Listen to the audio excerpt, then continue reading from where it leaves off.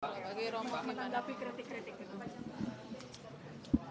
Kalau dalam perspektif iman Kristiani, dalam sejarah itu selalu ada kerajaan. Dan kerajaan itu sama dengan kekuasaan. Dan kita semua tahu kekuasaan itu berbahaya kalau tidak dijalankan dengan baik. Maka ketika ada institusi kerajaan, pada waktu itu raja-raja tidak bagus, muncul yang disebut nabi-nabi. Itulah yang menyerukan kebenaran, keadilan.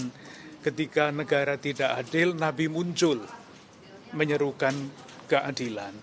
Saya kira situasinya setiap zaman seperti itu. Jadi kalau para akademisi itu menyerukan seruan moral, itu tanggung jawab mereka. Dan ditujukan jelas kepada institusi yang memegang kekuasaan. Dinamika seperti itu dalam sejarah selalu ada. Moga-moga seruan-seruan seperti itu didengarkan. Harapannya itu. Nanti kalau tidak didengarkan, ya dalam sejarah juga jelas ketika kekuasaan tidak mendengarkan kritik-kritik, bahayanya adalah tumbang. Itu selalu terjadi seperti itu. Bukan hanya di Indonesia, tetapi dimanapun akan terjadi. Oleh karena itu, kekuasaan dan kritik itu dua hal yang mesti berjalan bersama-sama. Supaya suasana pemilu itu tetap kondusif dan aman gitu, itu posisi dari Bapak-bapak sendiri ini seperti apa? Tadi Pak Kiai sudah mengatakan, kami katakanlah para pemimpin komunitas agama itu tidak berpihak. Kami berdiri pada tataran moral, dan moral itu selalu baik kan? Maka yang kami serukan adalah persatuan. Seperti apapun keadaannya, persatuan. Kalau nanti siapapun yang terpilih dan sudah diputuskan oleh lembaga yang berwenang, ya mesti kita terima. Itu yang harus kita sampaikan kepada umat kita masing-masing, supaya tadi Pak Kiai mengatakan tidak tergoda oleh provokasi, tidak terseret oleh pikiran-pikiran emosional dan sebagainya. Bentuk-bentuk ajakannya itu yang seperti apakah nanti diikut dalam ceramah dan khotbah ketika di misa dan sholat, atau seperti apa Pak? Kalau di dalam gereja yang saya layani besok Minggu, itu kami menyampaikan pesan untuk umat Katolik di Keuskupan Agung Jakarta. Pesannya sederhana, seperti tadi sudah disampaikan. Satu, mari kita gunakan hak pilih kita. Tadi Pak Pendeta mengatakan itu bukan kewajiban warga negara saja, tetapi tanggung jawab iman. Satu. Yang kedua, memilih dengan cerdas dan dengan suara hati.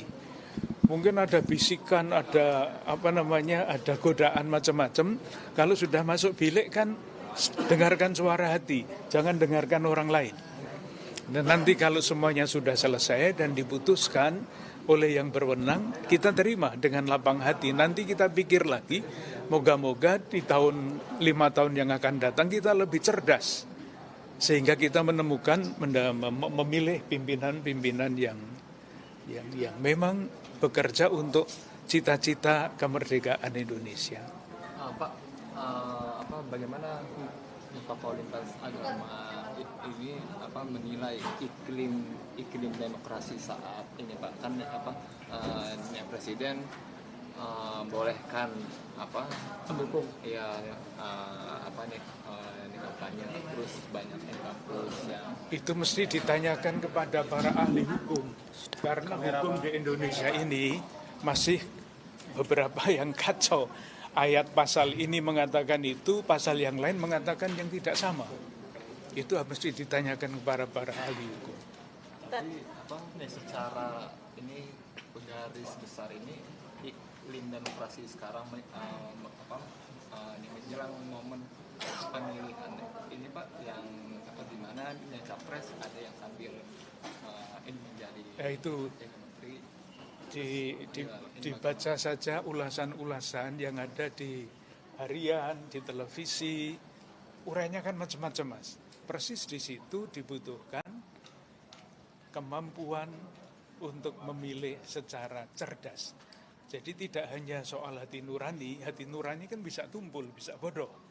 Maka diperlukan pendidikan dan itu tanggung jawab kami para pelayan di dalam komunitas agama itu untuk mendidik umat masing-masing supaya suara hatinya itu tajam, jernih, dan tidak tumpul dan tidak bodoh. Cukup ya? Oke, terima kasih.